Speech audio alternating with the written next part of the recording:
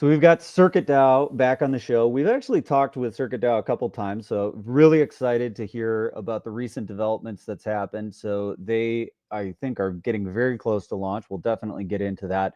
Their audit results are out. So they worked with a company called Zellic, and so that's been published. And so we'll talk a bit about that. And then the other thing that I know is on everybody's minds, because we heard that this may be happening, is that there is some connection with RWA and how that might work with CircuitDAO's collateralized stablecoin, algorithmic stablecoin infrastructure. So I'm very happy to welcome Nick and Trepka to the stage. Welcome, guys, to FOMO. Really happy to have you back on.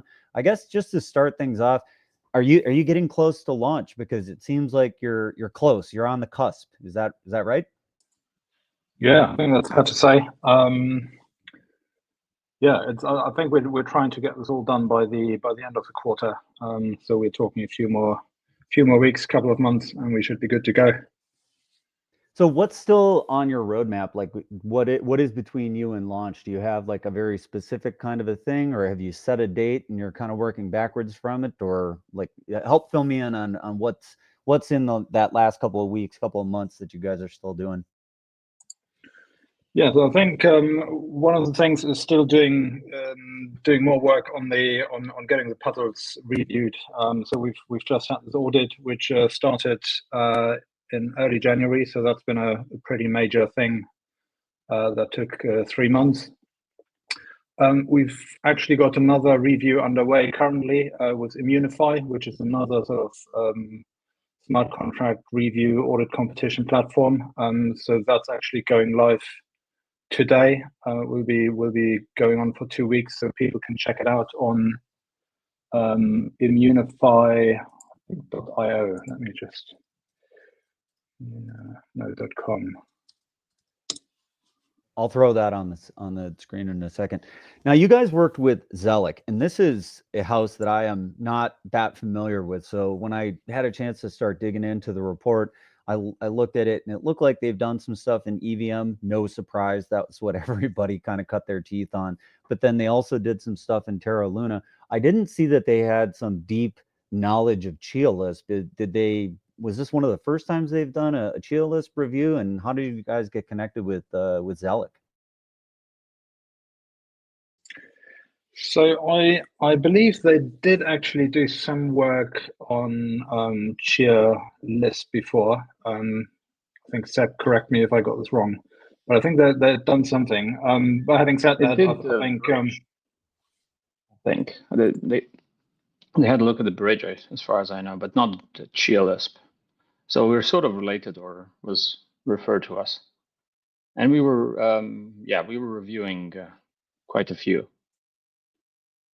So you went through an extensive process. There were a lot of them, and Zellic actually had worked on the bridge, so the EVM to Chia. I think that was the connection. Yeah, I'm not sure right now, but for us, it was really like we're looking for smart security researchers, and we interviewed a couple, and these guys were quite sharp, and we were like just surprised in terms of what questions they asked when we interviewed,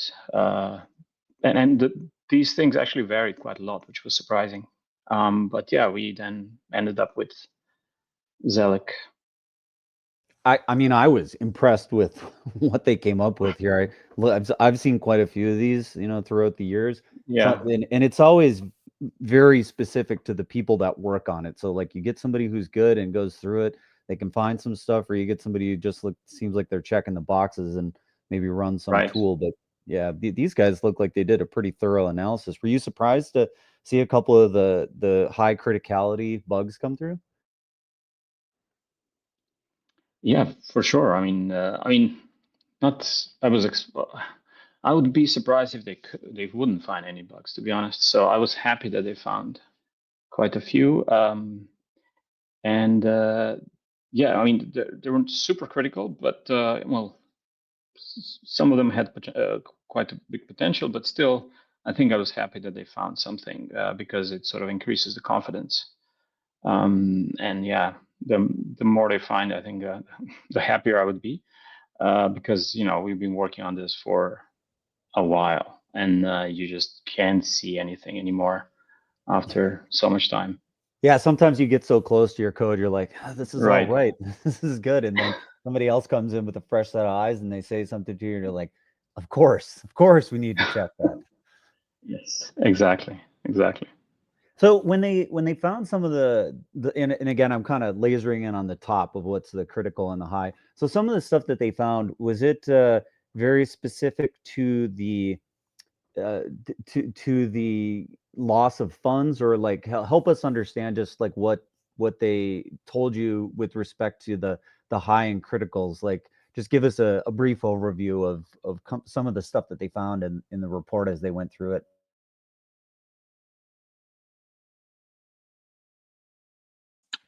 Yeah, I think one of the I think the first critical one actually is this validation of mod hashes. I think that's actually down to the fact that we are not only using sort of the standard Chia primitives, so not just the standard singleton and cats, but a bunch of our coins are also kind of entirely custom designed.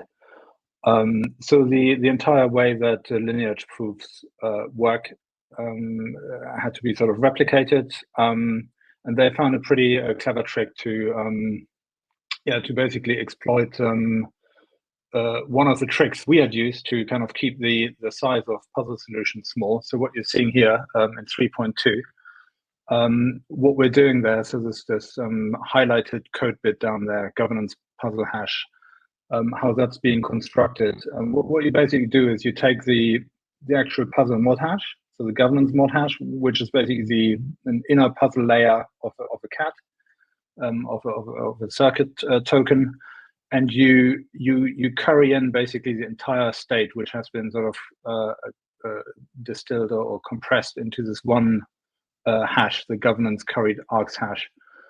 So this triage of apply function is basically something that you will find in existing Chialisp libraries. So it's basically a way of currying in. You don't need to pass in all the different state variables, all the different curried args individually, but you just pass in this curried hash basically. So that saves you a lot of code on the blockchain when you make the spend, because you have just one hash instead of one hash for every single curried arg. But it does mean you have to be a bit careful about people faking the state of in this case the governance coin. And basically in this case, Zellic, they found a way to basically exploit that. So it was, I think that was probably sort of the cleverest thing they'd found. That was a really good catch. In the end, we got it. Do you think that this type of vulnerability has broad applicability to other things in the Chia ecosystem and Chialisp programming in general, or was it more specific to how you guys were compressing and making it so that you could save space when you were operating the puzzles? Yeah, I think it's actually a relatively general thing that other protocols might want to do in the same way, right? Because saving, this sort of having just one hash to represent the entire state instead of currying in all the state variables is something that applies everywhere, basically. So I would expect this one to be useful, or one to keep in mind for anyone else designing a protocol on Chia. So beyond 3.2, is there any of the other ones that you'd think would be worth highlighting? Is I know 3.3 is the other critical one. Yeah, I think 3.3 was a bit more of an oversight. I think that was more specific to what we're doing there. So probably not worth talking about that in much detail. That was just a bit more sort of silly, that would have allowed people to split up savings vaults into multiple coins. So of the other 7 that were in the high section, is there anything that you think is worth pointing out or talking about? I know one thing that, Lucas, you were looking at when you were reading through all of this was CRT. Didn't that catch your eye, Lucas? I wondered if CRT was a 3-letter acronym for anything. I know BYC is by cash. Where'd you come up? CRT is short for circuit. That's really. Oh, okay. That one, I missed that. Circuit.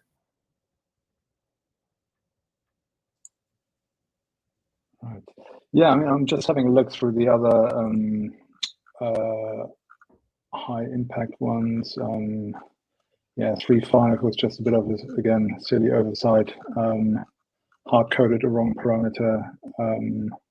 So outlier resolver 3.4. That's actually, we've solved that a bit differently now, so it's kind of a bit obsolete. The 3.6 is the one that caught my eye because it seemed like it had a way to potentially impact the way that the collateral was calculated. So this one, I was actually curious if this one would have risen to the level of critical, because it seems like it could impact the actual financial situation. But am I reading it wrong or thinking about it wrong? Yeah, so that was basically just a wrong formula for the auction price. I guess it's not super high. It's not exactly critical, because the way these auctions work is these are Dutch auctions. So basically, the protocol sets the auction price and adjusts it every few blocks according to this predetermined formula here.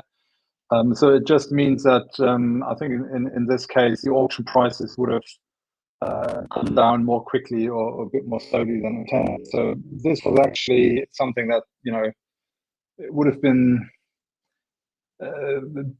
pretty annoying, but not the kind of thing that could have been used to drain funds. And then this one had to do with Oracle prices, but it says it's an outlier. So this means that like it's harder to get to this condition.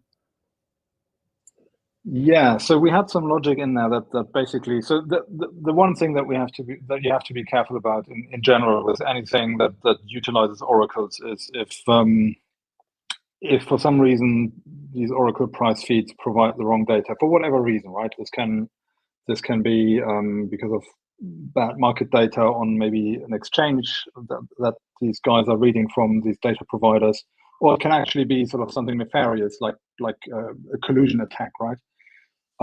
So then there needs to be some sort of way to protect the protocol from that. And this outlier resolution thing was basically something where we had built in some extra checks if the oracle price deviated more than, I don't know, 20, 30%, so something like that. But in the end, it also had a bunch of issues in it on its own. So we've actually taken this logic out again and reverted back to something much simpler, which is also more aligned with what other DeFi protocols like MakerDAO are doing. So the way it's now, there's basically a delay from the oracle price, taking the oracle price into the protocol.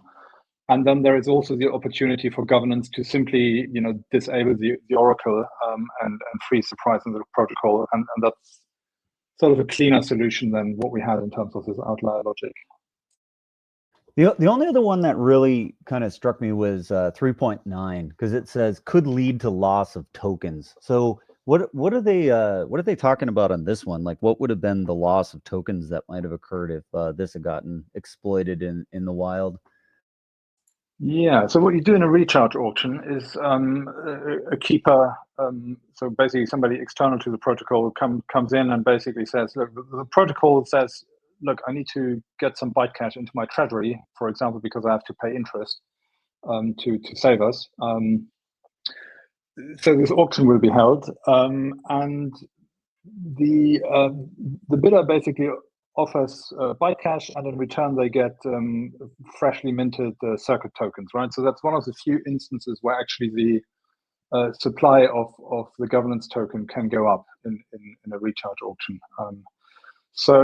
And I think here the attack, let me think, what they did there is basically find a way to fake, to fake either the coin to which the payout is being made or the recharge auction coin itself, so that somebody could basically provide a different target puzzle hash.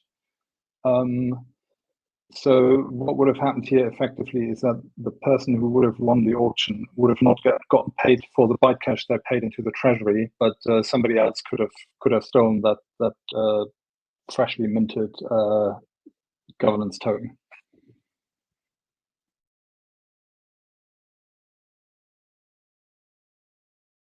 And so now post resolution, the everything has been remediated. You guys have fixed all these criticals.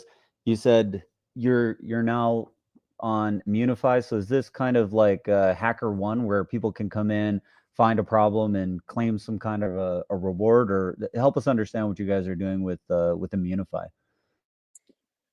Yeah, so what we're doing there is actually an invite-only program. So there's a bunch of security researchers that got selected by Immunefi to basically do a second audit of the protocol. So I mean, have a look. Maybe it's already live. I think you can search for different platforms. So they promised us we would get our own sort of Chialisp category now, which would be great. Go on invite only.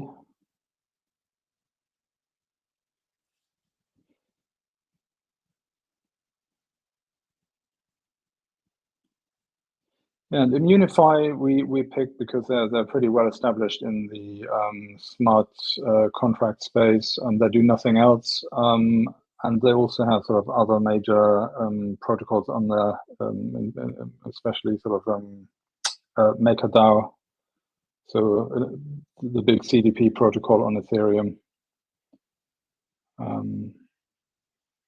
So they've got people in their community which have experience with this type of protocol. Not yet. Yeah, it's going live today, so might not have been updated on the website yet. Coming soon. Coming yes. soon. Yeah, and then the other thing that we'll still be doing after that is an open bug bounty program where pretty much anyone can go bounty hunting, submit bug reports, and get paid. And I'm not sure I think we've got a platform in mind that we want to do that on, but yeah, not quite finalized yet. So on Immunefi, people will be able to see it, but unless you're an invited researcher, you're not going to be able to come in here and play around with it necessarily. Yeah, correct. You would have to wait for the bug bounty. Okay, so clearly this is part of what's happening. You're going to go through another round of You're going to go through a round of Immunefi. When that completes, then there'll be a public ability for people to jump in there. Maybe some people from the Chia community. So stay tuned for that. If you think you can hack this stuff, then you'll have your chance in a couple of weeks. And then I imagine after the remediation of that, feeling like you're that's the gate. Those are the two next big steps. Yes, I mean, and in parallel, what we're doing is sort of getting sort of the back end up and running. I think we might give the website a little overhaul as well.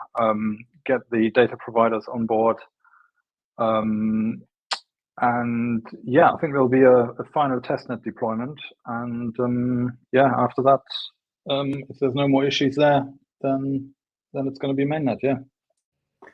So I'm curious about how you guys are continuously staying in operation and funding stuff. So how often do you guys talk with the team at CNI? Is there been any discussions with them? Or have they weighed in at all or provided any support, or are you guys pretty much building this independently of Chia network?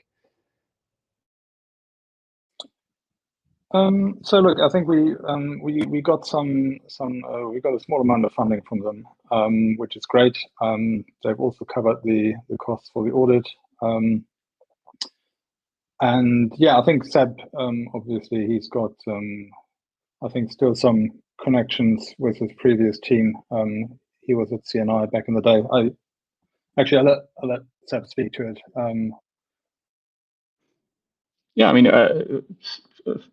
from time to time, I'll ask them for some help in terms of Chialisp, but that's mainly it.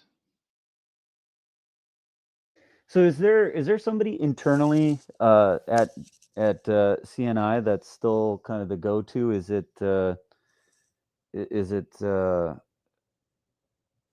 Quexington that's the main guy, or who's your go-to at CNI when you want to have a second set of eyes on your Chialisp, or you want to consult somebody? I think for that it's a bit too intense. What I usually ask is more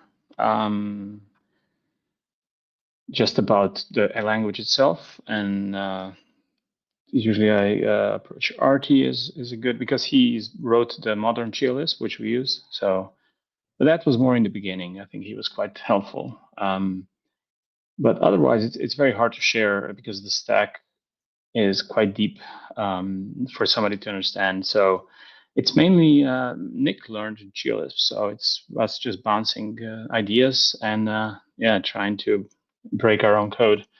That was mainly how we got to here. I mean, it was creating the first like prototype and then shaping it. I think, and the shaping part took a while because you build something, then you realize, oh no, that's not good, and that's not good, and this and that, and that's sort of how we came to what we have today. But in terms of we didn't really. I mean, I got quite a lot when I was at Chia. I was part of a few protocols that we launched, so I got the gist of it. Let's say. Art Yerkes, I think that's the guy that you're referencing, Artie. Yeah. He's the one that's been working on gaming on Chia, but he also has been heavy into writing the compiler. And yeah, I think you mentioned that he's been the one who's been upgrading Chialisp as Bram was in there trying to do stuff and said, half this stuff isn't working and it doesn't work the way I want it to, and I need some new stuff. Then he kept lobbing stuff at Art to build up Chialisp, the new version. So we've actually gone through, I think, quite a few different what do they call those where they put it at the top of the Chialisp that says bind it to this specific compiler. So we've had a few versions that have come out. So you guys are using the most up to date. We're using the latest, although we don't. We're not using the import statements and stuff like that that's been used in Chia Gaming, which is I think the latest development. Sigils, I think they call them, right? It's the sigils that you put at the top of your code to bind yourself to a specific compiler. Yeah, that's a sigil, but now you can also import. You have these modules you can import into your code, so that it's a bit more dynamic than before. Before they were just includes. Now there's also imports. So I mean, normally, CNI's primitives are fairly simple, so they stick to the basic Chialisp. Like stuff like our protocol or gaming, that's there's quite a lot of Chialisp, and there, without modern Chialisp, it's quite hard to manage that kind of a code base without some structure and not being fully functional. How long did it take before you got to the point where you realized that what you were creating was that level of complexity? Was it obvious from the outset, or was it like midway through the project and you said, wow, this is getting to be very very larger than what we'd expected, but necessarily so? I mean, obviously we always want to make things as simple as we can, but sometimes complexity is just the nature of the beast when you have something that you're trying to accomplish.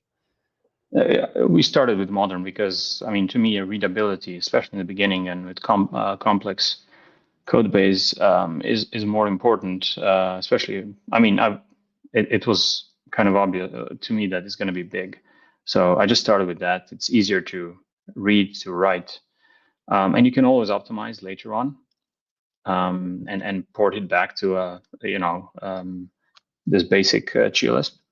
So that was sort of the idea, to just start with something that's more readable and maintainable. Are there parts of the code that you feel like you've kind of gotten right and that really haven't had to change that much? Has most of the focus been in specific areas, or have there been comprehensive things that you've had to do throughout the life cycle of the project getting towards release?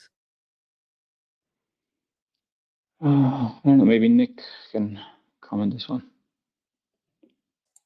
I think we've iterated over everything multiple times.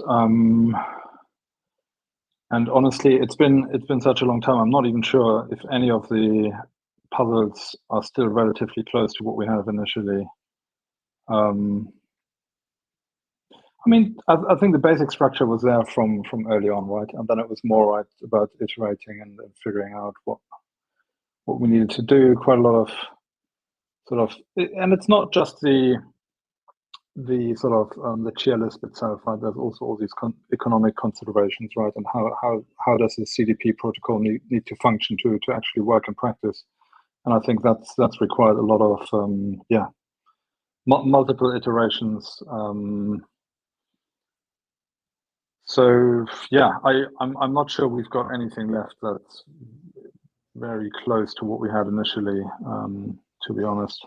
Tell me a little bit about the economics part. So do you guys have a background in economics, or has there been some advisor that's been helping you with that? Did you do things like Monte Carlo simulations, or try to do deep data analysis or simulations on how the protocol could work under various conditions? Or like, help me understand a bit about what you did on that side, since you mentioned it.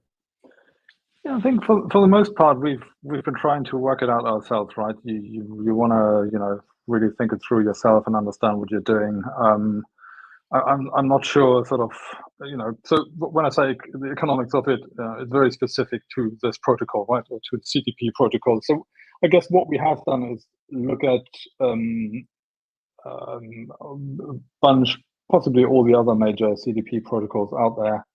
In particular, MakerDAO. So we've certainly read through all their documentation and just to see how they're solving things. I think for the largest part, we have sort of stuck with what MakerDAO are doing. I think the main difference actually is at this stage that we have stuck with sort of the single collateral model, right? The only collateral asset that we have is Chia, and that's for good reasons as well. And while we were working on this project, actually, the news came out from MakerDAO that they're also going to split their protocol and basically revert to what they had in the very beginning. So MakerDAO is going to split into one version that's backed exclusively by ETH. So that's kind of exactly what we have built now. So and the rest is kind of the part of the protocol that takes in other assets as collateral, real world assets, stable coins, etc., etc. So I think that was a great kind of validation, right? That we had made the right choice there from the start. And yeah, to be honest, it's mostly been, sort of brainstorming between the two of us and sort of a bit of adversarial thinking and how can we break this thing if we were an attacker. And that's how the protocol has become what it is. I mean, I love that. That's how you have to think about something like this. If the worst possible actor came in here and tried to do the most nefarious thing possible, how do we ensure that this thing still works, regardless of whatever attacker tries to do the bad thing?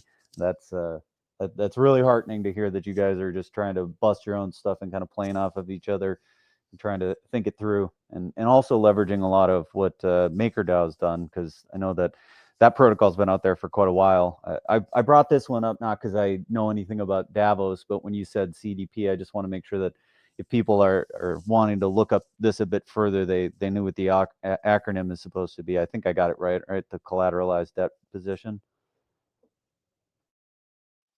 Yep. Also, Nick, you have an economic background, right? Well, not economics as such, right? I mean, I used to be sort of in finance as a trader. Right. But yeah, I'm not sure that's really had any direct sort of impact on this. Yeah, I think so. I know. Go ahead. No, go ahead. Well, I was going to turn the conversation. So if you had anything else you wanted to say on the whole idea of economics, like we should get that one done, because I'm gonna move to the next thing if that's all right.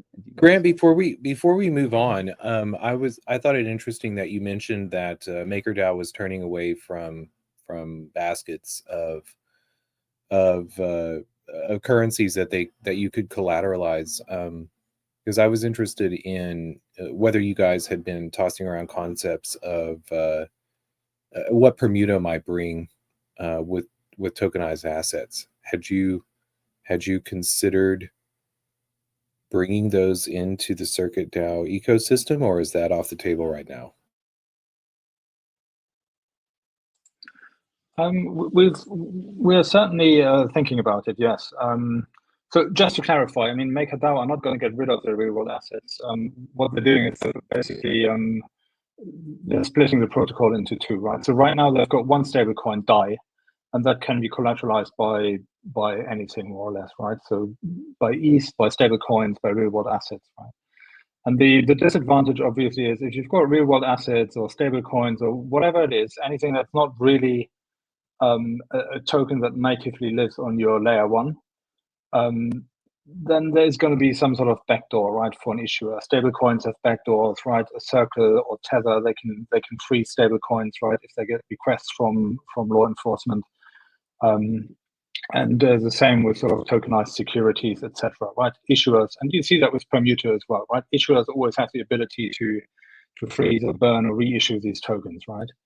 So that sort of changes the risk profile of a stablecoin issued by a CDP protocol substantially, because it means that it can happen that a portion of your collateral gets frozen, and your stablecoin, in the worst case, could end up being under collateralized because of that. And that can't happen if you have sort of this native one token. So nobody can freeze XCH, right? That thing is always going to be completely permissionless and censorship resistant. So our idea was basically, well, since these are actually fundamentally two different things, there should also be two different protocols for that, right? And so what we've done now is the permissionless version. And so, the plan was anyway to, if there is a second version of the protocol, it's going to be one that accepts all these other potential collateral assets, right? So yeah, definitely stoked to see what's going to happen with Bermuda, right? If they get approval, and if they do, I'm sure, it sounds like they already have a pipeline of other things they want to issue. And then of course there's a lot of potential for people to use that to get leverage on their existing portfolio of stocks or ETFs potentially, et cetera, et cetera. So is there anything that you need to consider with a collateralized stablecoin when you have a revocable CAT? That was one of the things that caught my eye when I first heard them talking about what they did with Bermuda and how they were setting it up. Is it seems like there's a way for them to rug the coins. If you build Byte Cash on top of something which could potentially get ripped out from underneath it, is there an additional piece that you need to consider, or is that no different than just part of the basket of assets going to zero? Is it kind of the same function or way that you have to think about it? Yeah, I mean, it's not that different, to be honest, right? So it's a CDP protocol, right? So there is leverage in the protocol anyway, right? So you have to. That's why there's this collateralization ratio, right? People have to over collateralize because of volatility, right? If the Chia price crashes, you need to have enough of a buffer, or the protocol needs to have enough of a buffer that it can do something about it and liquidate these vaults, right? And instead of look, an asset getting frozen and basically being worthless as collateral is nothing else than extreme volatility, if you like, right? It just means the asset goes from being worth something to being worth nothing for protocol purposes, right? At that moment. But because it's spread out over a lot of different vaults, right? There's going to be loads of different borrowers. If one of them sort of defaults, of course, it's a problem for the protocol. It incurs a loss, but it doesn't mean that overall the outstanding stablecoin is going to be under collateralized, right? Because that would require a large number of vaults simultaneously getting rugged by the issuers, right? And that's pretty unlikely, right? So I think it's still generally a sound thing to do, but it's just for everyone to keep in mind that maybe a worst case scenario could be a bit more extreme than in the, it's sort of there's a 0 to 1 thing, which you don't have with sort of the Chia price, right? The Chia price can go up and down, but it's unlikely Chia will go from one moment to the next to 0, right? So in the end, you just factor that in, like you factor in volatility, and that might result in a slightly higher collateral ratio. But other than that, I think there's no reason why it wouldn't work. But I guess just still sticking on mechanism, and I'm not sure if you've had a chance to look at exactly how these revocations work. From a theoretical perspective, that's the way I was thinking about it. Was if you revoke a cat, it's no different than the price of that asset going to 0.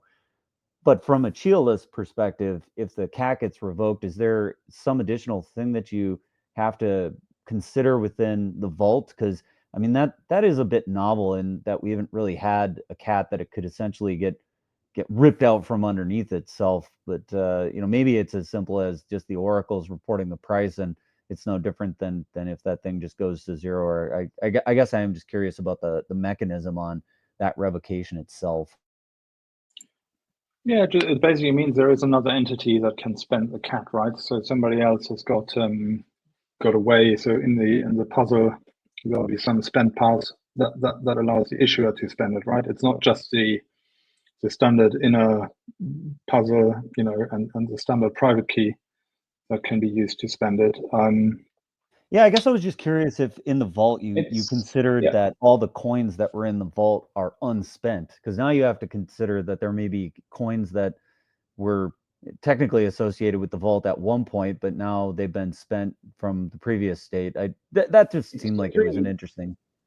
It really depends how they do the revocation. I'm not sure that's sort of finalized yet, but the problem would be that even if, because the collateral vault is the outer puzzle, and the outer puzzle is not going to allow something like it's going to control the balances. So even if like an issuer is able to spend the cat, they're not going to be able to spend it because the outer layer will say, well, you can't really take it or destroy it because then the balances will be off. And we don't want balances to be off because then the collateral will be off. So I mean, there's other ways to do this. There's other, like, it could be that they might do it with fast forward. I think that might be an easier way to, or in that way, they would be able to freeze it. But I think that's something that I'm curious about. How will that look like in the final version? Yeah, and maybe a last question, because I think we're coming up on the end, so we maybe have time for one more. Curious if you guys were staying abreast of what happened with the whole 2.5.0, 2.5.1 releases of the Chia blockchain, where there were issues with fast forward spends. Did any of the bugs that came up that resulted in everybody having to upgrade, did that affect you guys other than you had to upgrade too? Or was there anything that you saw with whatever problem there was in the fast forward spends that made you revise something in the protocol? No, we don't use fast forward. We use identical spends. So no, not really. Yeah, I think the fast forward was a bit too open the way they were using it in a mempool, and that's been secured now. But no, it didn't affect us. I mean, the mempool would be was busy, but that was it. Lucas, any last questions before we wrap this up? Any final thoughts, guys, that you wanted to say before we close it out? No last questions for me, but guys, thank you for coming on, and I'm really looking forward to the launch of iCash. So best of luck to you. Cheers. Thanks. Brilliant. Thanks, guys. All right. Yeah, thanks a lot. And we'll see you guys next time. And we'll definitely be watching for the next announcements. If you're staying abreast of things that we talked about in the show, watch for Immunefi. It's going to be live. Again, that's invite only. So I think we'll be kind of sitting on the sidelines hearing about it as the CircuitDAO team tells us what happens. And then the bigger open one. So that'll be happening a few weeks later, maybe a month later. after they complete the time on Immunefi. So those are the two big gates to watch for, and then the release. So yeah, I think you said Q2 of this year. That's our hopeful target that we'll be watching to see when CircuitDAO goes live. Sounds like it's going to be very close timing, maybe, with what CNI said that they hope there will be some announcements with Permuto. So might be a busy summer in the world of Chia, and we'll definitely be catching up on all that stuff, and we'll try to keep as abreast as possible by having people on FOMO and talking about the interesting stuff. But otherwise, we will see you next time.